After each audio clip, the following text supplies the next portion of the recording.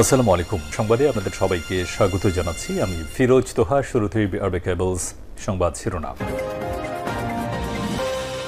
বাংলাদেশের সর্বশেষ গুরুত্বপূর্ণ আপডেট সংবাদে আপনাকে স্বাগত। শুরুতেই সংবাদ শিরোনাম, পরে বিস্তারিত।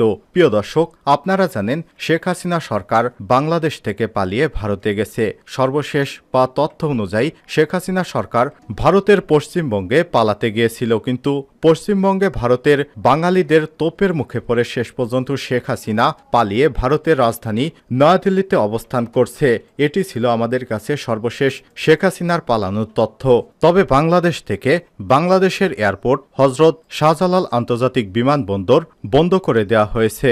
আর সেনাবাহিনীর পক্ষ থেকে আইএসপিআর এর এক ঘোষণায় এসব তথ্য জানানো হয়েছে যে বিমানবন্দর বন্ধ থাকবে। অভ্যুত্থানকারী ছাত্র জনতার জাতীয় সরকারের কাছে ক্ষমতা হস্তান্তর করবে। দেশে অন্তর্বর্তীকালীন সরকার গঠনের কথা জানিয়েছেন সেনাপ্রধান জেনারেল ওয়াকারুজ্জামান। আর সোমবার 5 আগস্ট বিকেলে জাতির উদ্দেশ্যে দেয়া এক ভাষণে সব কথা জানান সেনাপ্রধান। এরপর জানিয়ে দিব, এটা হচ্ছে বাংলাদেশের দ্বিতীয় স্বাধীনতা বললেন নোবেল বিজয়ী অর্থনীতিবিদ ডক্টর মোহাম্মদ ইউনুস। জানিয়ে দিব, শাহজালাল বিমানবন্দর বন্ধ ঘোষণা করল আইএসপিআর। আজ বিকেল 5:30 থেকে পরবর্তী 6 ঘন্টা হজরত শাহজালাল আন্তর্জাতিক বিমানবন্দর বন্ধ ঘোষণা করা হয়েছে। সোমবার 5 আগস্ট আন্তঃবাহিনী জনসংযোগ পরিদপ্তর আইএসপিআর এক বিজ্ঞপ্তিতে সব তথ্য জানায়। এদিকে আর রাজনীতিতে ফিরছেন না শেখ হাসিনা।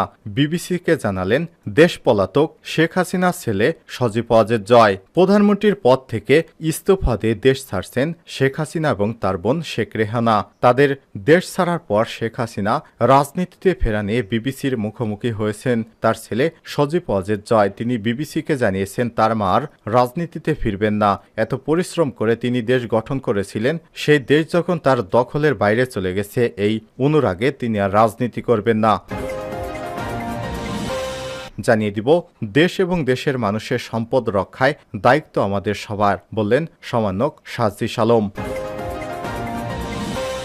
এবং সর্বশেষ জানিয়ে দিব, ছাত্র শিক্ষক প্রতিনিধিদের সঙ্গে শীঘ্রই বসবেন সেনাপ্রধান বলছে আইএসপিআর। ছাত্র শিক্ষক এবং প্রতিনিধিদের সঙ্গে শীঘ্রই আলোচনায় বসবেন সেনাবাহিনীর প্রধান জেনারেল ওয়াকারুজ্জামান। সোমবার 5 আগস্ট সন্ধ্যায় আন্তঃবাহিনী জনসংযোগ পরিদপ্তর আইএসপিআর এর এক বিজ্ঞপ্তিতে সব তথ্য জানানো হয়েছে। প্রিয় দর্শক, এতক্ষণ শুনছিলেন সংবাদ শিরোনাম, এবারে বিস্তারিত।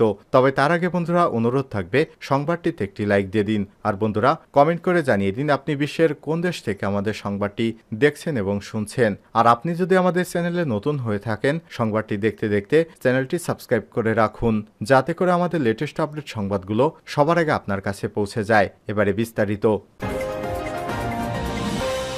অভ্যুত্থানকারী ছাত্র জনতার জাতীয় সরকারের কাছেই ক্ষমতা হস্তান্তর করতে হবে। অন্তর্বর্তীকালীন সরকার গঠনের কথা জানিয়েছেন সেনাপ্রধান জেনারেল ওয়াকারুজ্জামান। সোমবার 5 আগস্ট বিকেলে জাতির উদ্দেশ্যে দেওয়া ভাষণে তিনি একথা জানিয়েছেন। সেনাপ্রধানের এমন বক্তব্যের পর বৈষম্যবিরোধী ছাত্র আন্দোলনের পক্ষ থেকে সমন্বয়ক মোহাম্মদ নাহিদ ইসলাম ও আসিফ মাহমুদ গণমাধ্যমে একটি বার্তা পাঠিয়েছেন। এতে তারা বলেন, অভ্যুত্থানকারী ছাত্র নাগরিকের প্রস্তাবিত অন্তর্বর্তীকালীন জাতীয় সরকারের কাছেই ক্ষমতা হস্তান্তর করতে হবে। এর বাইরে কোনো সরকার মেনে নেওয়া হবে না। বিবৃতিতে বলা হয়, ফ্যাসিস্টের খুনিদের বিচার বাংলার মাটিতে করা হবে, পালানোর সুযোগ দেওয়া হবে না। এতে আরো বলা হয়, সন্ধ্যার মধ্যে নিরাপদ ব্যক্তি, রাজবন্দী এবং গুমকৃত ব্যক্তিদের মুক্ত করতে হবে। বিবৃতিতে সমন্বয়করা বলেন, শুধু হাসিনা সরকারের পদত্যাগ নয়, ফ্যাসিবাদী ব্যবস্থার বিলোপ করে নতুন বাংলাদেশ ও রাজনৈতিক বন্দোবস্ত বিনির্মাণ করা হবে। চূড়ান্ত বিজয় ছাড়া কেউ রাজপথ ছাড়বে না।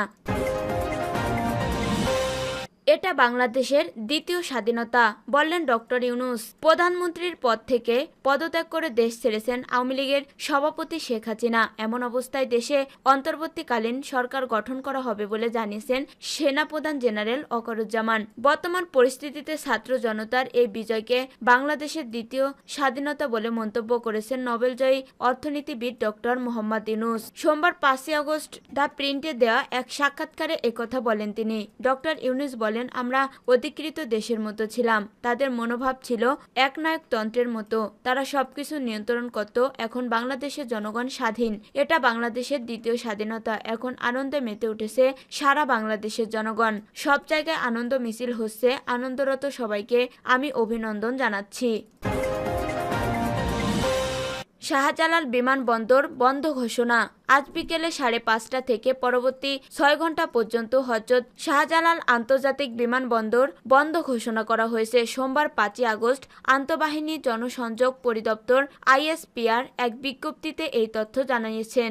এর আগে আজ বিকেল 4টার দিকে এক ব্রিফিংয়ে সেনাবাহিনীর প্রধান জেনারেল ওয়াকারুজ্জামান বলেন, এখন রাজনৈতিক ক্রান্তিকাল চলছে, একটি অন্তর্বর্তী সরকার গঠন করা হবে, সব হত্যার বিচার হবে, সেনাবাহিনীর উপর আস্থা রাখেন। এদিকে সেনাপ্রধান জেনারেল ওয়াকারুজ্জামান বলেছেন, অন্তর্বর্তীকালীন সরকার গঠন করা হবে। সোমবার 5 আগস্ট বিকেল 4টার দিকে জাতির উদ্দেশ্যে দেয়া এক ভাষণে তিনি একথা বলেন। সেনাপ্রধান বলেন, রাজনৈতিক ক্রান্তিকাল চলছে, একটি অন্তর্বর্তীকালীন সরকার গঠন করা হবে, সব হত্যার বিচার হবে, সেনাবাহিনীর উপর আস্থা রাখেন। আমরা রাজনৈতিক দলের নেতাদের সঙ্গে বৈঠক করছি। জনগণের উদ্দেশ্যে সেনাপ্রধান বলেন, দেশে শান্তির শৃঙ্খলা বজায় রাখেন, আপনারা আমার উপর আস্থা রাখেন, একসঙ্গে কাজ করে দয়া করে সাহায্য করেন, মারামারি সংঘাত করে আর কিছু পাবো না, সংঘাত থেকে বিরত থাকুন, সবাই মিলে সুন্দর দেশ গড়ব। কোন রাজনৈতিক দলের সঙ্গে বৈঠক করেছে? সাংবাদিকদের এক প্রশ্নের জবাবে সেনাপ্রধান বলেন, বিএনপি, জাতীয় পার্টি ও জামাতের ইসলামীর সঙ্গে বৈঠক হয়েছে। ঢাকা বিশ্ববিদ্যালয়ের আইন বিভাগের অধ্যাপক আসিফ নজরুল ও জোনায়েদ সাকিও বৈঠকে ছিলেন। আর রাজনীতিতে ফিরছেন না শেখ হাসিনা, বিবিসিকে জয়। প্রধানমন্ত্রীর পদ থেকে ইস্তফা দিয়ে দেশ ছেড়েছেন শেখ হাসিনা ও তার বোন শেখ রেহানা। তাদের দেশ ছাড়ার পর শেখ হাসিনা রাজনীতিতে ফেরা নিয়ে বিবিসির মুখোমুখি হয়েছেন ছেলে সজীব ওয়াজেদ জয়। তিনি বিবিসিকে জানান, মা আর রাজনীতিতে ফিরবেন না। সজীব ওয়াজেদ জয় বলেন, তিনি শেখ হাসিনা এতটাই হতাশ, তার কঠোর পরিশ্রমের পরও কিছু লোক তার বিরুদ্ধে দাঁড়িয়ে গেছেন, যার জন্য তার আর রাজনীতিতে ফেরার কোনো ইচ্ছে নেই। সজীব ওয়াজেদ জয় শেখ হাসিনা প্রধানমন্ত্রী থাকাকালে তার অবৈজ্ঞানিক তথ্য ও যোগাযোগ প্রযুক্তি বিষয়ক উপদেষ্টা ছিলেন। রোববার তার মা পদত্যাগ করার কথা ভেবেছিলেন বলেও জানান তিনি। দেশ ও দেশের মানুষের সম্পদ রক্ষার দায়িত্ব আমাদের সবার, বললেন সার্জিস।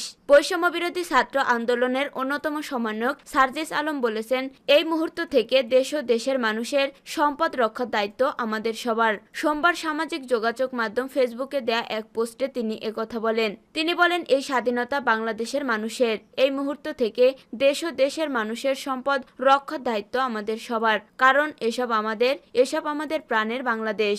এর আগে সোমবার বিকেলে 4টার দিকে জাতির উদ্দেশ্যে ভাষণ দেন সেনাপ্রধান জেনারেল ওয়াকারুজ্জামান। তিনি বলেন, রাজনৈতিক ক্রান্তিকাল চলছে, একটি অন্তর্বর্তীকালীন সরকার গঠন করা হবে, সব হত্যার বিচার করা হবে, সেনাবাহিনীর উপর আস্থা রাখেন। আমরা রাজনৈতিক দলের নেতাদের সঙ্গে বৈঠক করছি।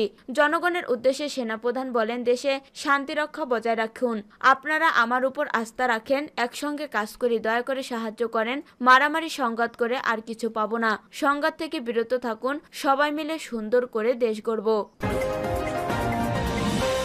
ছাত্র শিক্ষক প্রতিনিধির সঙ্গে শিগগিরই বসবেন সেনাপ্রধান, বললেন ISPR। ছাত্র শিক্ষক প্রতিনিধির সঙ্গে শিগগিরই আলোচনায় বসবেন সেনাবাহিনীর প্রধান জেনারেল ওয়াকারুজ্জামান। সোমবার 5 আগস্ট সন্ধ্যায় আন্তঃবাহিনী জনসংযোগ পরিদপ্তরের ISPR এক বিজ্ঞপ্তিতে এই তথ্য জানানো হয়। এর আগে সোমবার বিকেলে 4টার দিকে জাতির উদ্দেশ্যে ভাষণ দেন সেনাপ্রধান জেনারেল ওয়াকারুজ্জামান। তিনি বলেন, রাজনৈতিক ক্রান্তিকাল চলছে, একটি অন্তর্বর্তীকালীন সরকার গঠন করা হবে, সব হত্যার বিচার করা হবে, সেনাবাহিনীর উপর আস্থা রাখেন। আমরা রাজনৈতিক দলের নেতাদের সঙ্গে বৈঠক করছি। জনগণের উদ্দেশ্যে সেনাপ্রধান বলেন, দেশে শান্তি শৃঙ্খলা বজায় রাখুন, আপনারা আমার উপর আস্থা রাখুন, একসঙ্গে কাজ করি, দয়া করে সাহায্য করেন, মারামারি সংঘাত করে আর কিছু পাবো না, সংঘাত থেকে বিরত থাকুন, সবাই মিলে সুন্দর একটা দেশ গড়ব।